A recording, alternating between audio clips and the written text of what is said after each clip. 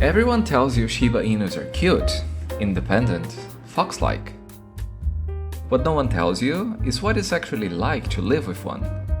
And if you're thinking about getting a Shiba Inu, you need to hear this.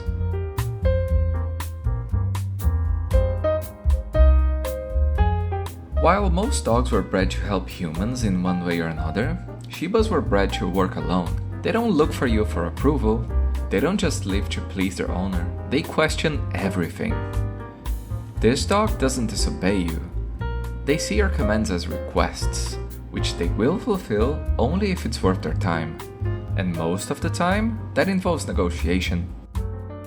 If you want a dog that follows you everywhere, waits for your attention, and needs constant affection, a Shiba will emotionally humble you. While they do give their affection from time to time, it is definitely not guaranteed. You must earn it. Some days they love you, and some days you just don't exist.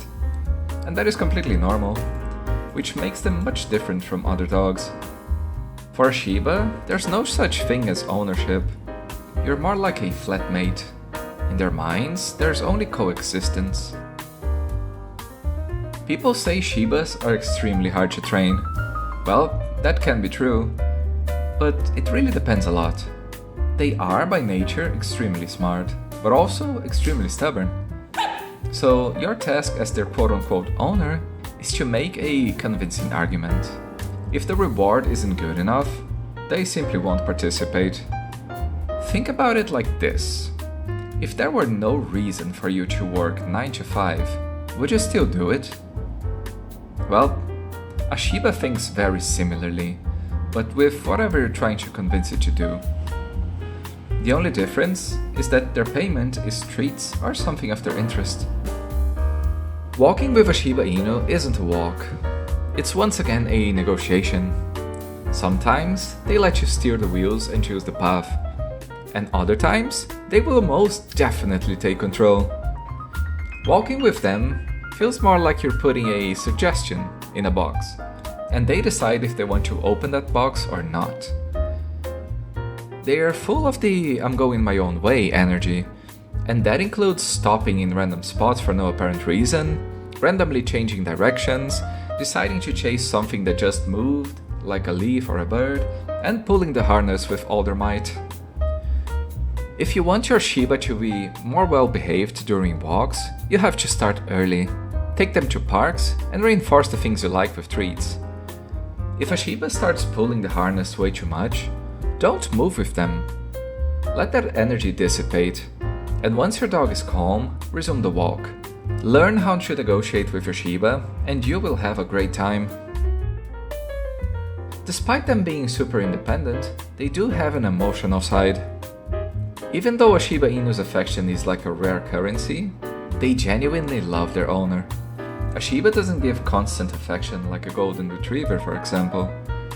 They give it selectively, which makes it dangerous. Because when it happens, it feels earned. When a Shiba chooses to be close to you, it's not an obligation or dependency, it's a decision that they made by themselves. And that makes it harder than conditional affection ever could. It's like they teach you a lesson, that affection means more when it's not guaranteed. Living with a Shiba can be very frustrating. It can feel like rejection, and it's not for everyone. But if you understand them, if you respect their independence, the bond you get is different. It goes further than normal pet and owner relationship. And yes, sometimes independence hurts more than people admit. For most people, it can be very weird at first. They can feel emotionally distant, feel like they don't need you most of the time.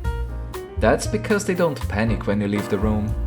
They don't attach out of dependency, and they are emotionally self-contained.